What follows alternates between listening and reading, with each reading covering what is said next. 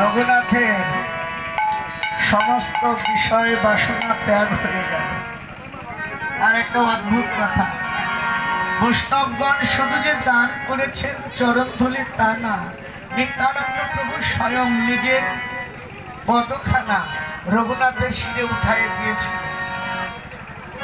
স্বয়ং ভগবান নিত্যানন্দ প্রভু রঘুনাথের মাথায় যখন তার পদ দিয়েছিলেন, সেদিন থেকে নিত্যানন্দ প্রভুর কৃপায় রঘুনাথ সমস্ত বিষয় বাসনা ত্যাগ করে হা কৃষ্ণ বলে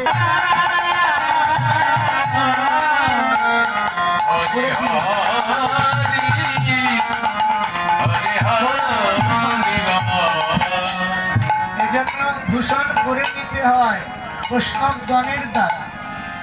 গুরু বৈষ্ণবের দ্বারা যারা এই ভক্তির ভূষণ করে নিয়েছেন, তাদের ক্রমান্বয়ে সৌন্দর্য বৃদ্ধি পাবে।